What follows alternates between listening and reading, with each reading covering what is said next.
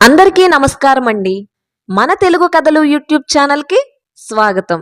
ఈరోజు నేను మరొక పురాణ కథతో మీ ముందుకు వచ్చేసాను. ఈ కథ పేరు కురు పితామహుడు. అర్థమైపోయింది కదండి అందరికీ. కురు పితామహుడు అంటే ఎవరు? మన భారతంలోని భీష్ముడు. కథలోకి వెళ్లే ముందు ఒక చిన్న మాట.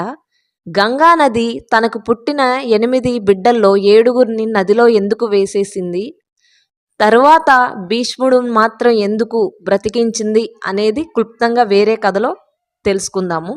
ఈ కథ మాత్రం ఓన్లీ భీష్ముడు గురించి 4 ముక్కల్లో వివరంగా తెలుసుకోవడం జరుగుతుంది. ఇంకా కథ మొదలు పెట్టేద్దామా మరి?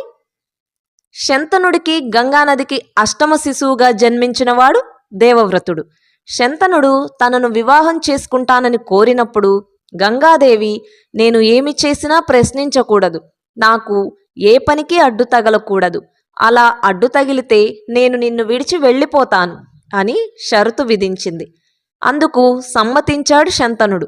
వారి కాపురం హాయిగా సాగుతోంది. గంగాదేవికి ముద్దులొలికే కొడుకు పుట్టాడు. ఆ బిడ్డను తీసుకెళ్లి నదిలో పడేసింది గంగ.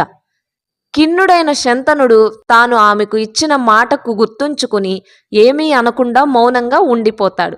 ఆ తర్వాత పుట్టిన 6 పుత్రులను ఆమె నిర్దాక్షిణ్యంగా నదిలో జారవిడుస్తుంది. ఈ విధంగా 7 బిడ్డలను గంగలో పడేస్తుంది. 8వ పుత్రుణ్ణి కూడా అలాగే నదిలో పడవేస్తుండగా భరించలేకపోయిన శంతనుడు ఆమెను అడ్డుకుంటాడు.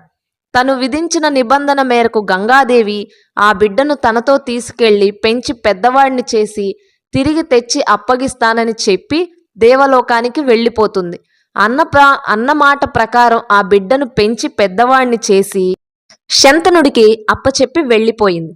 ఒకనాడు శంతనుడు సత్యవతి అనే మత్స్యకన్యను చూసి మోహించాడు. ఆమెను వివాహం చేసుకుంటే ఆమెకు కలగబోయే కుమారుడే సింహాసాన్ని అధిష్ఠించాలని షరతు విధించాడు ఆమె తండ్రి దాసరాజు. ముందు పుట్టిన గంగానందనుడు ఉండగా తర్వాత పుట్టిన బిడ్డకు రాజ్యపాలన అప్పగించలేనని తనలో తాను కుమిలిపోతుంటాడు శంతనుడు.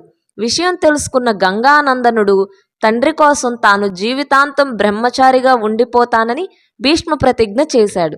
నాటి నుంచి భీష్ముడయ్యాడు. అందుకు ప్రతిగా శంతనుడు తన కుమారుడికి స్వచ్ఛంద మరణం అనే వరాన్ని ప్రసాదించాడు. తండ్రికి ఇచ్చిన మాటకు కట్టుబడి జీవితాంతం బ్రహ్మచర్య దీక్షను కొనసాగించాడు భీష్ముడు. అయితే కురువంశాన్ని సంరక్షించే బాధ్యతను తన మీద వేసుకుంటాడు. కురు పాండవులకు శస్త్రాస్త్ర విద్యలను నేర్పించాడు. కురుక్షేత్ర యుద్ధంలో కౌరవుల పక్షాన నిలబడి యుద్ధం చేశాడు.